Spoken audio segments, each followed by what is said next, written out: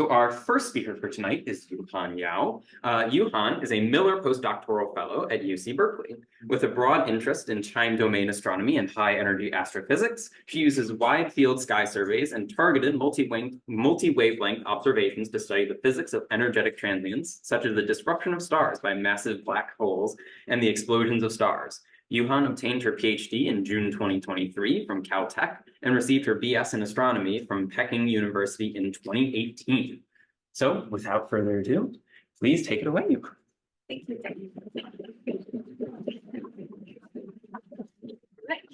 Thanks for coming here tonight. As Daniel said, my name is Yuhan. I'm a postdoc here at UC Berkeley. I am an observer, which means I use telescopes to observe the electromagnetic light to understand astrophysical objects. The electromagnetic spectrum is very essential in astronomy. It contains all types of light. The spectrum is organized in energy or wavelengths, with gamma rays having the highest energy and shortest wavelengths, and the radio waves having the lowest energy and longest wavelengths.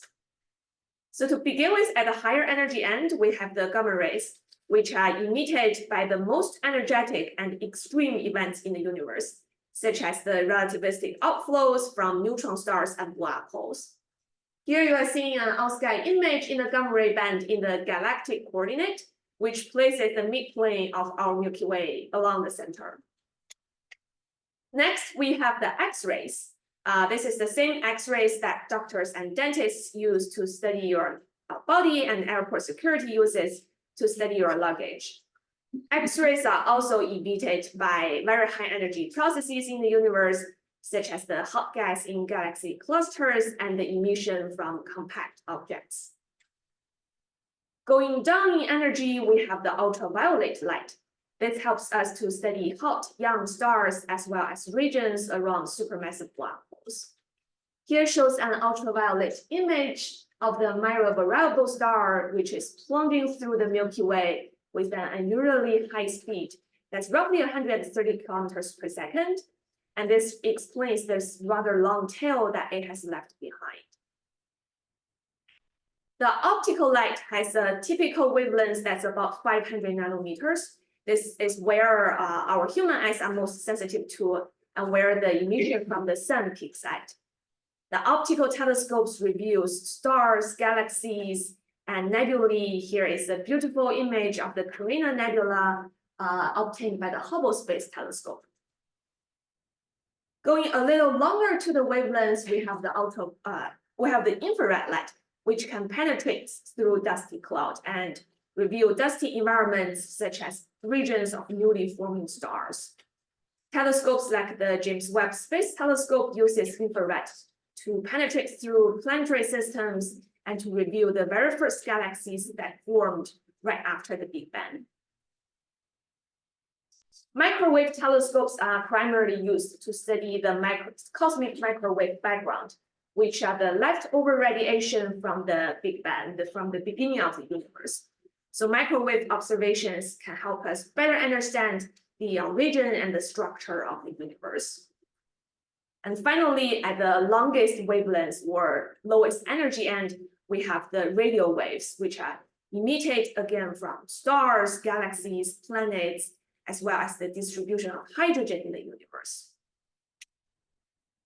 So the Earth's atmosphere is completely opaque to X-ray and ultraviolet light. So to study these wavelengths, we need to launch space instruments. On the other hand, the Earth is transparent to optical and radio waves. That's why we can have ground-based optical telescopes and radio antennas.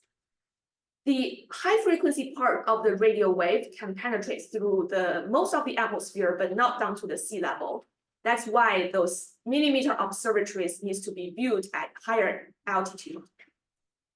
Somewhere in between the gamma rays, infrared, and microwave can penetrate through a small fraction of the atmosphere. So in order to detect those lights, people sometimes launch space instrument, or they sometimes also fly a balloon to the mesosphere with the gamma ray or microwave detector.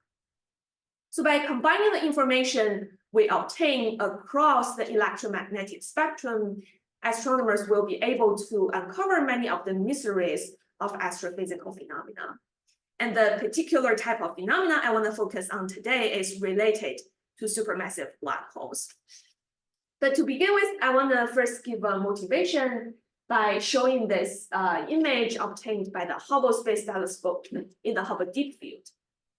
In this image, almost every celestial object you see is a galaxy, and the galaxy's lights are coming from the stars within them. For some galaxies like this one, you can see a spiral pattern of arms. The arms are areas of high densities where new stars are forming. The arms are rotating around the central region, which contains old stars. A typical spiral galaxy like our Milky Way has 100 billion stars. Some other galaxy like this orange one shows a more or less spherical morphology. That's because the stars are moving in random orbits. They distribute more or less evenly within the galaxy's volume. They are called elliptical galaxies. Among the many galaxies in the universe, a small fraction of them are called active galactic nucleus, or AGN, because their central region is very bright. The amount of light that is emitted from their centers is so bright such that it cannot be explained by something produced by stars. And additionally, some of those AGNs are accompanied by this very large-scale bipolar outflows, which seem to be ejected from the galaxy centers. Again, the great amount of energy that is required to power such large-scale outflows is also so large such that it cannot be explained by stars. So astronomers think that in the center of those active galactic galaxies, there is a supermassive black hole. Although the black holes do not themselves emit light, they can exert strong gravity on their surrounding materials, which attract nearby stars and gas to move closer and to fall into the black hole's event horizon. The black hole's event horizon is a surface where the escape velocity exceeds the speed of light. So if matter and radiation fall into the event horizon, they will never be able to get out. So eventually, the mass of the nearby stars and gas are accumulated onto the black hole, and their gravitational energy is converted to the very bright electromagnetic radiation that we can observe. Astronomers call this process accretion, and because the accreted material has an initial angular momentum, the accretion process always forms a disk. So going back to this picture, the majority of galaxies you see here are not active galaxies. So if there are also supermassive black holes in their centers, they must be dormant in their deep sleep.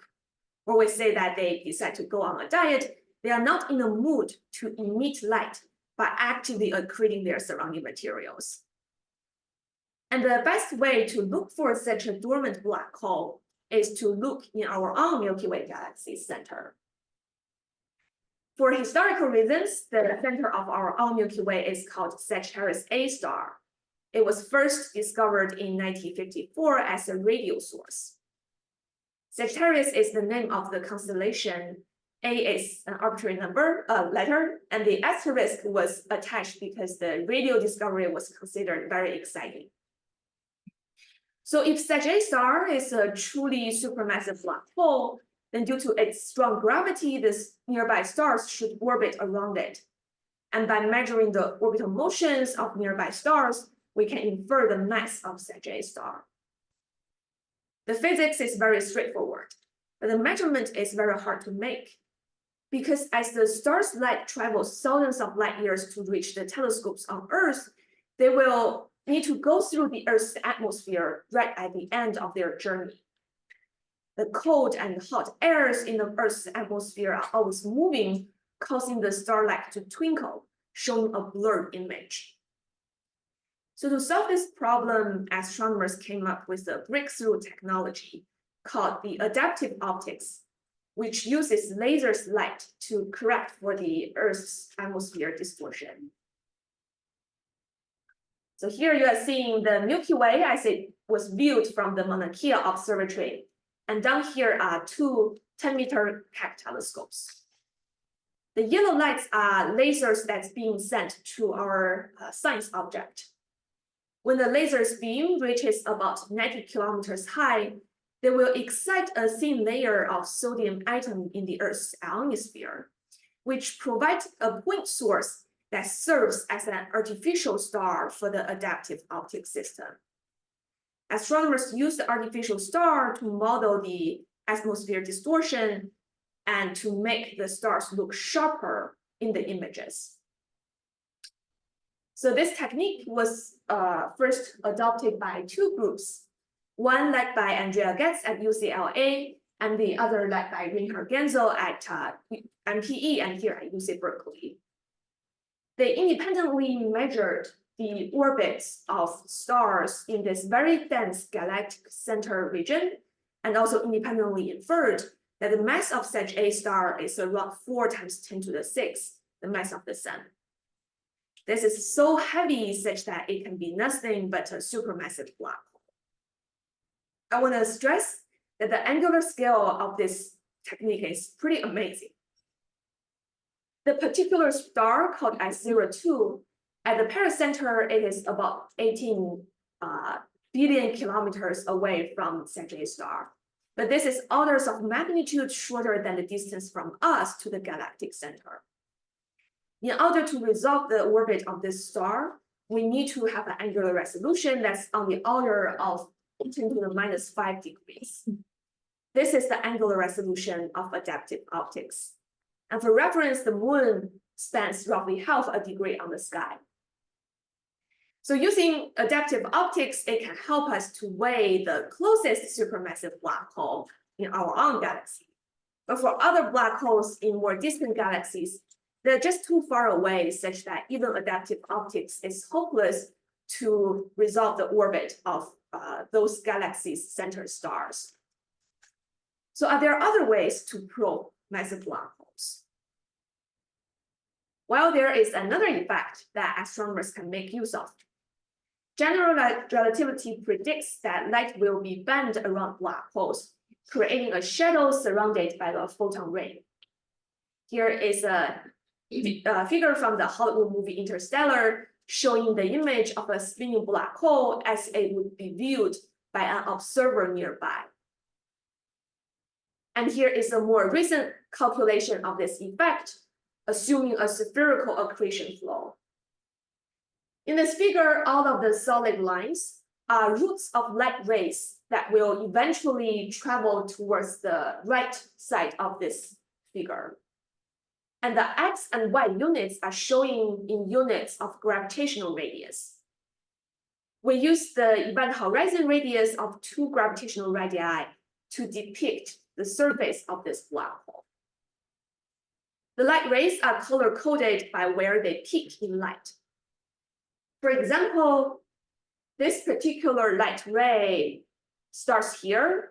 It goes a full circle around the black hole and then climbs out of the gravitational potential of the black hole to reach the far right side. Doppler beaming effect causes portions of the light rays that are moving in towards the black hole to be significantly brighter than those that are moving outwards. So as you can notice, when the outgoing radius is about 5.2 times gravitational radius, the light bending effect is the most extreme, and the light intensity here is the brightest. So for an observer that's on the far right side, they will observe a shadow image where the radius of this shadow is exactly 5.2 times the gravitational radius.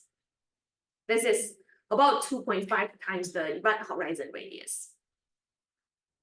Although it has been known for long that light will be bent around black holes creating this shadow image, it was not until a few years ago that the first shadow image was ever obtained. That is because, again, the angular scale of this shadow on the sky is very small. We can do a simple calculation and take the values of such a star. In order to resolve the shadow of such a star, we need to have an angular resolution that's on the order of 10⁻⁹ degrees. And this is even 1,000 times more precise than what the adaptive optics technique can achieve. And in order to do that, we need to have a telescope with the size of the Earth. This is only possible with the technique called very long baseline interferometry. So you might have heard about the Event Horizon Telescope, but it's actually not a single telescope. It's a global network of radio antennas. The signals arrive onto each individual radio antenna. They were recorded on hard disks. The hard disks were then shipped to correlation centers, which are supercomputers that combine the data together, realign them, and create this virtual telescope with the size of the Earth. So using Event Horizon Telescope in 2019 and 2022, there have been news releases of the shadow images of two massive black holes, one coming from Sag-A star, and the other is from the supermassive black hole in the center of galaxy M87. You can see that the actual shadow images are not quite exactly the same as the simulation that I have shown before, because the accretion flow is not spherical symmetric, and the viewing angles are also different. But you get a basic idea of why it appears like this donut shape. So just to briefly summarize, we have learned about 3 ways to probe massive black holes in galaxy centers. First, around 5 to 10% of galaxies are already actively accreting. Their central supermassive black hole accretes the surrounding materials to produce copious amount of energy and radiation. And second, by measuring the orbital motions of stars in the galaxy center, one can infer the mass of the supermassive black hole.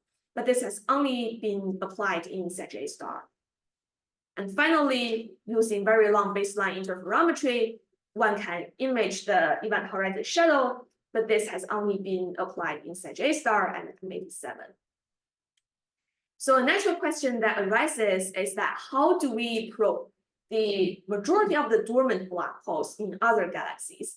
How do we even confirm that there are also supermassive black holes in the centers of those galaxies?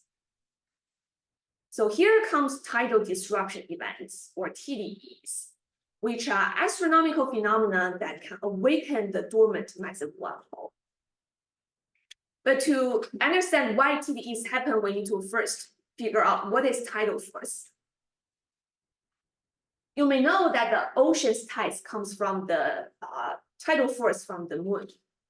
We can simplify the Earth as a solid sphere surrounded by a layer of water. Different locations on the Earth experience gravitational force of different magnitude. And the magnitude is inversely proportional to the distance to the moon. So for example, here, point A is closest to the moon. It experiences a strong attraction and has a relatively large displacement. Point C is further from the moon. It experiences less attraction and has a relatively small displacement. Point B is somewhere in the middle, so the displacement is somewhere between A and C. So in short, tidal force comes from the difference of the gravitational field experienced by a body across its physical extent. The effect of a tidal force is to deform the shape of a body without changing its volume. The spin period of the Earth is 24 hours, so as we rotate along with the Earth, we can see 2 high tides and 2 low tides every day. Similarly, if a star is very close to a massive black hole, then the tidal force will deform the star into an ellipsoid. And if the star's movement happens to be in the direction to the black hole, then as it gets closer, the tidal force gets stronger and the deformation gets more and more extreme.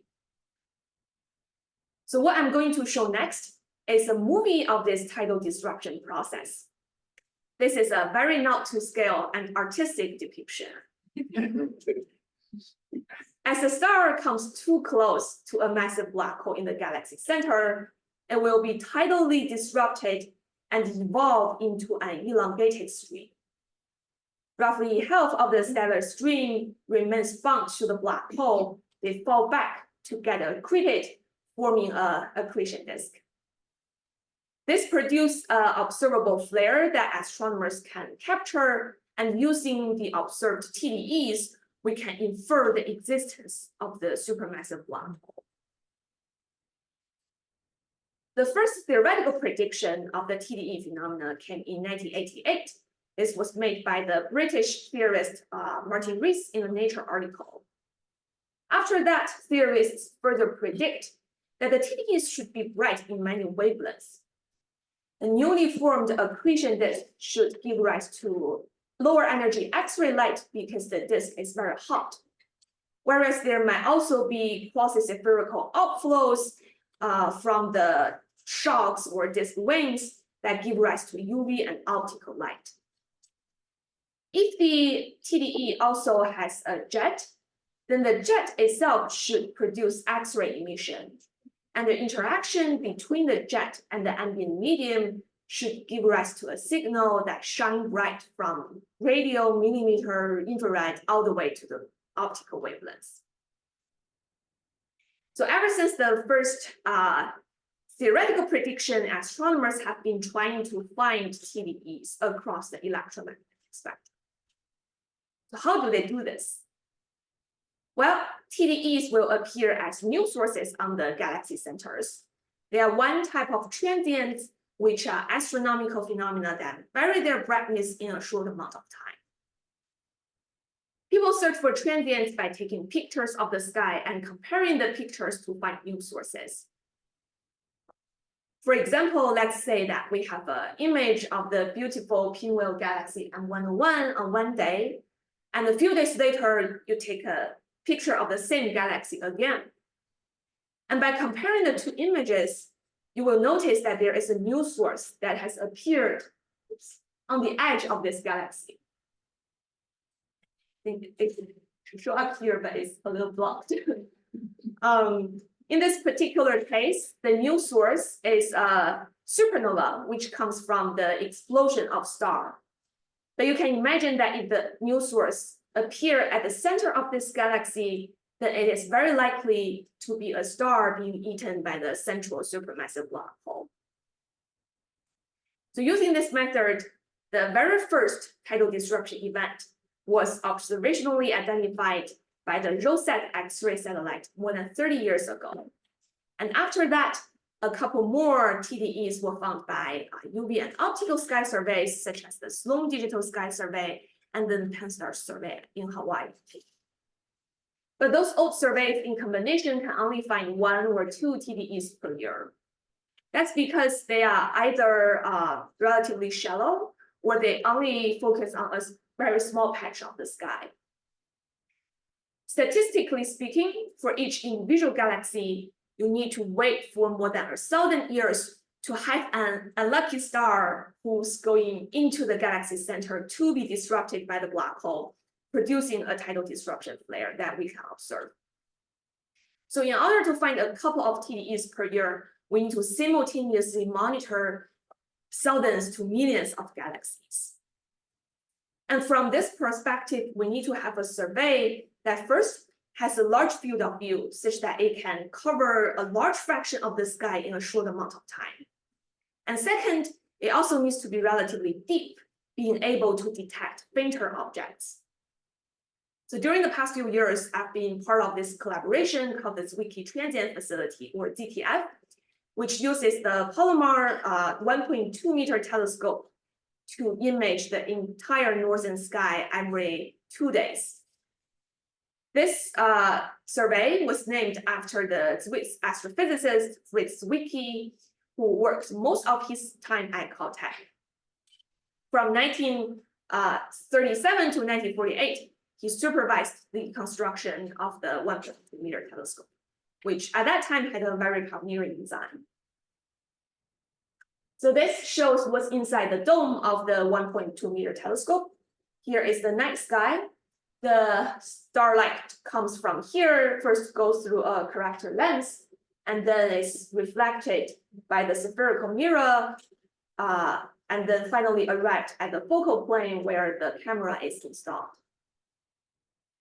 Before ZTF started in 2018, this telescope was already doing a sky survey. But at that time was a much smaller camera that only covers 15% of the current ZTF field of view. So you can imagine that it was rather challenging to build a much bigger camera to fit into this tight space without blocking light that's traveling down from the sky to the primary mirror. So this video shows some of the commissioning work that was being done at Caltech. There were engineers that working in a clean room. They managed to get all of the delicate sensors to be assembled into this very tight space. The exposure time of each ZTF frame is only 30 seconds. ZTF is also a multi-band survey. There are 3 different optical filters. There is this robot to change the filter into position every 30 seconds. And the mission is also fully automatic. No one needs to stay up at night for operation. The telescope looks in position under a computer control and settles into position within just 8 or 9 seconds with the shutter closing. So here it shows the first light image from ZTF taken at the end of 2017. This is the Orion Nebula, which is a beautiful star-forming region in our Milky Way galaxy. So ever since ZTF started in 2018, it has been a great discovery engine for many types of transients. In particular, for TDEs, you can see that before ZTF started, we can only find 1 or 2 TDEs per year. But after that, there is a surge in TDE discoveries. ZTF on its own can find 10 to 20 per year. Here shows the actual data of a TDE that was discovered by ZTF. Here, the red data points are the optical light curves obtained by ZTF, and then the purple data are ultraviolet light curve taken by the UV telescope. You can see that the TDE is brighter in the ultraviolet band, which means that the UV and optical emission component is pretty hot. By measuring the temperature, duration, and luminosity of the flare, we can infer how fast the star is being swallowed by the black hole, and how does the eating rate evolve as a function of time. But as I mentioned before, the UV and optical light only traces the quasi-spherical outflow that's coming from the shocks and rings. To really figure out what's going on in the vicinity of the black hole, to really watch the higher energy activities outside of the event horizon, we need to go up in energy and use X-ray instruments. And as we said before, the Earth's atmosphere is opaque to X-rays, so all of the X-ray telescopes are in space. Here I'm showing a few famous ones. In the lower energy X-ray band, you have the NASA Chandra, NICER, and SWIFT X-ray telescope, as well as the European XM Newton telescope. In the higher energy X-ray band, you have the NASA NuSTAR X-ray telescope. So during the past few years, part of my work is to first discover TDEs using the Zwicky transient facility, and then alert the various X-ray observatories, saying that, hey, this is a new TDE. It probably has very interesting X-ray properties. So can you point your X-ray instrument to the direction of this new transient, such that we can learn what's going on in the vicinity of the black hole? And if the staff scientists at the observatory think that, yeah, that seems to be something that's worth looking at, then together with the UV and optical observations, we will have almost simultaneous X-ray monitoring observation. So here I'm showing the data of this tidal disruption event called AT 2021 EHB again, but now with the bottom panel showing the X-ray light curve. Yeah, I think I should also explain that the name of this transient, the AT stands for astronomical transient. 2021 is the year of discovery, and EHB are 3 random letters that's generated by the naming system. You don't mind me asking, what are the missing data points? Yeah, it's because the source has go behind the sun. Yes. Thank you. So here, as you can see, a very unique signature of this TDE is that the X-ray evolution does not follow the UV and optical light curve. In particular, between 100 days and 300 days after the optical peak, while the UV and optical light curve remains relatively constant and flat, you can see that the X-ray is showing some dramatic changes. Especially here, you can see that the X-ray flux suddenly dropped by an order of magnitude within just 2 or 3 days. So what happened? To figure this out, we did a very careful analysis of the X-ray photon energy distribution. And we think the most likely cause of the X-ray flux changes is the gradual formation and collapse of a region called corona, which is a cloud of hot plasma or gas atoms with the electrons stripped away. The corona region emits higher energy X-rays than any other part of this accreting black hole system. The word corona is borrowed from a solar phenomenon. The sense corona refers to the outer layer of the sense atmosphere, which has high temperature and low density. The solar corona is covered with magnetic fields, which affect the charged particles to form these beautiful features. In previous observation of other accreting black hole systems, it was found that corona can appear under some certain conditions. They normally appear together with jets of outflows that appear in opposite direction from the black hole. But in this 2021 EHB TDE, there were no jets, which made the corona observation rather intriguing. Here shows the artist's view of the corona, which is shown in white color, that is above the accretion disk. We know that it was formed in about 200 days and then suddenly disappeared, but we still don't know where the hot plasma comes from or exactly how it gets so hot. Those are open questions in the TDE field. In addition to corona formation, TDE observations can also provide insights into another frontier, which is jet physics.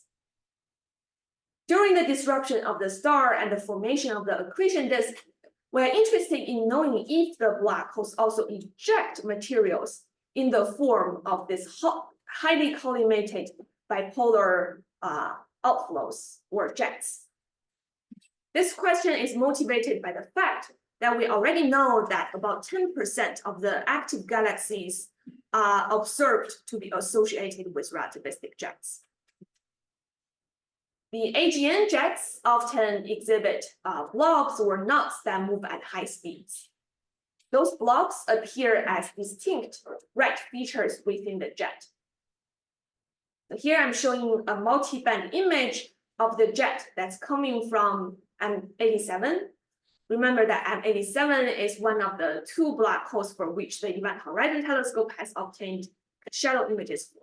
But here we are zooming far out from the event horizon to get a sense of the large-scale structure. People know that stuff can fall into the black hole because of gravity. But for a long time, it was not very clear why do jets shoot out from the edges of black holes. The very first jet was discovered a century ago by Herbert Curtis. At that time, he was working at the Lick Observatory, which is about a 2-hour drive from here to the direction of San Jose. He described the observation as a curious straight ray, apparently connected with the nucleus by a thin line of matter. And it turns out that this is the jet that's coming out from M87. Roughly half a century later, in the 1970s, Roger Blanford and Roman Snajek were young scientists working at the University of Cambridge. They realized that in addition to mass, the black hole can also spin. And as the black hole spins, it draws charged particles to its vicinity, which creates a magnetic field that ejects energy thousands of light years into space.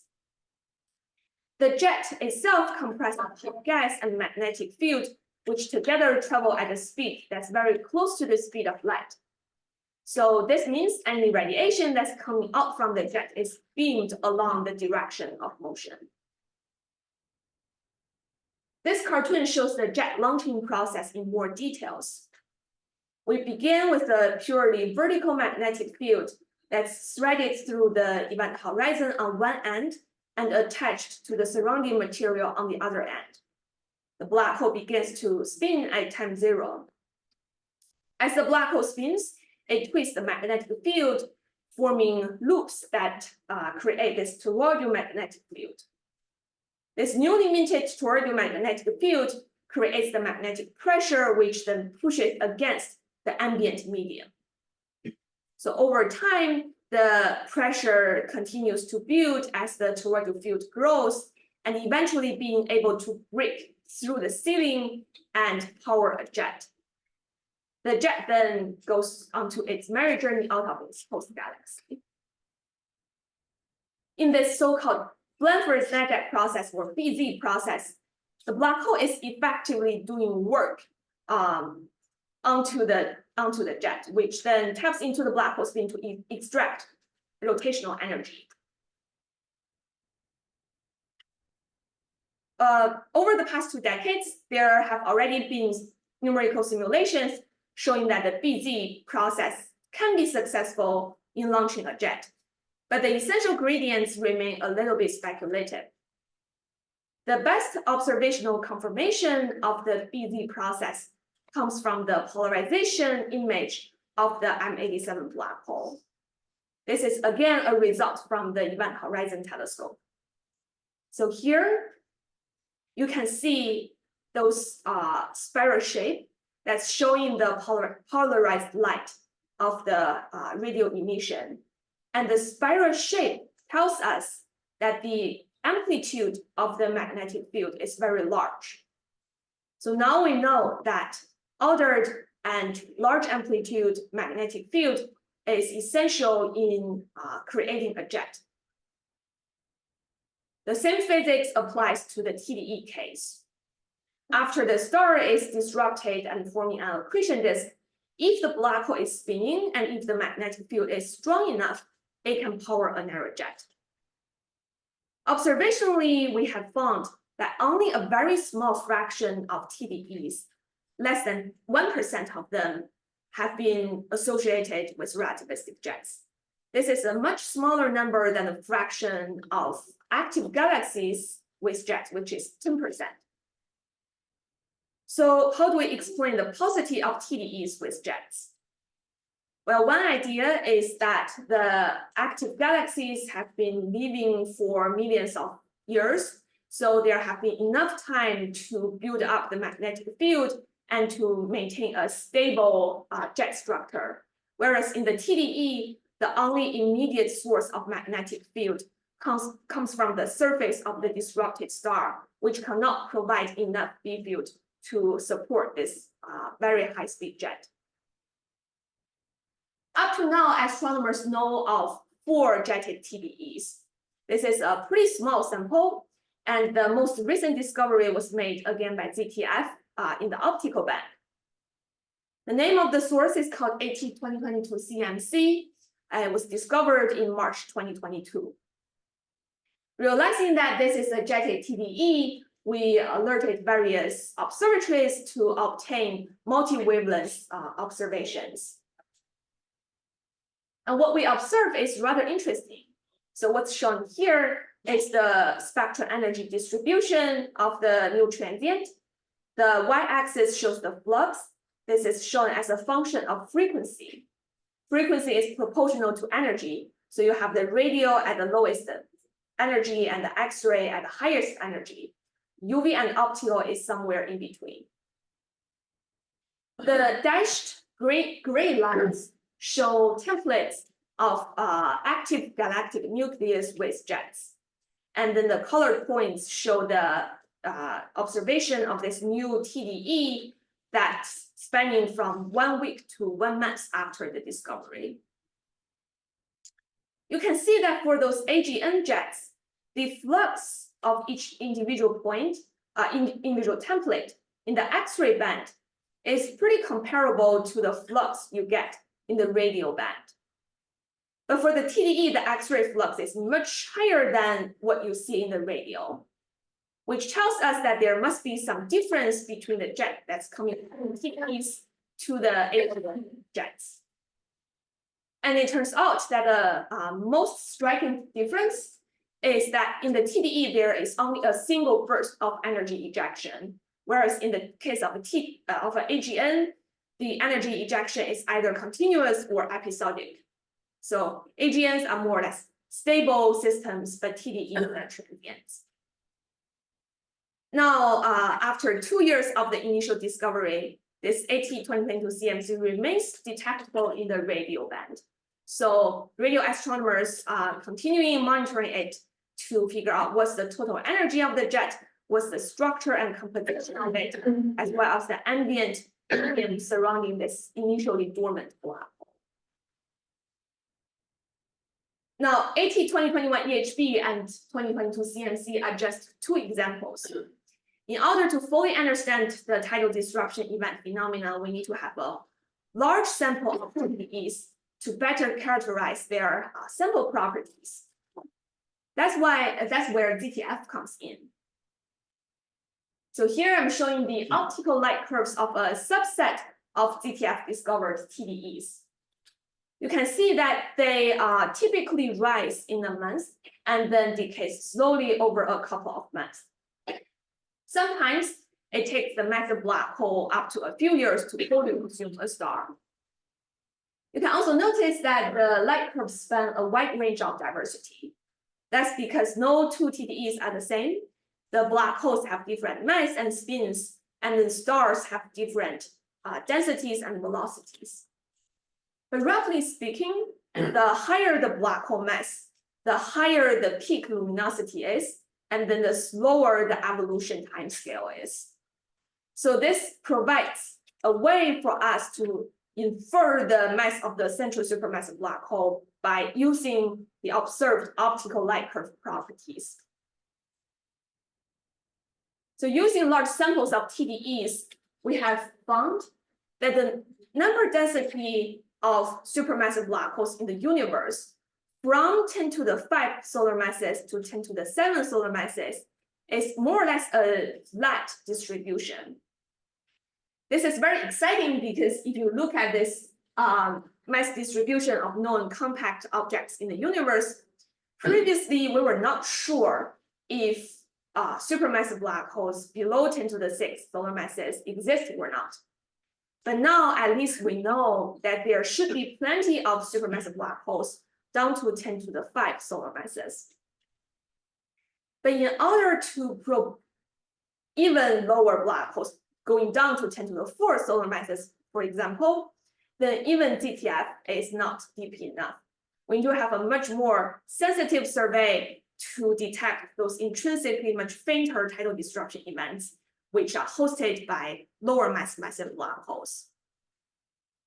But fortunately, in about a year from now, we will have the Vera-Rubin Observatory with a large survey of space and time. This will be a survey that's more than 50 times deeper than ZTF. So using our SST, we can assemble a much larger sample of TDEs to better study the black hole demographics. Just last month, after 2 decades of work at the Stanford Accelerator Lab, the LSST camera was finally shipped from California to the observatory site in Chile. This is the largest camera that people has ever built, and all astronomers are very excited about using data that's coming out from it. Yeah, so just to summarize this talk, I hope I have convinced you that black holes exist ubiquitously in the center of galaxies. We have talked about a few different ways to probe the supermassive black holes, and in particular, we focus on the tidal disruption event phenomenon. We explained how to find new transients using wide field sky surveys, such as the Zwicky transient facility, and showed some examples of the physics we have learned. How do the supermassive black hole manipulate their surrounding materials under this equation? So with that, thank you for listening, and I'm happy to take any questions.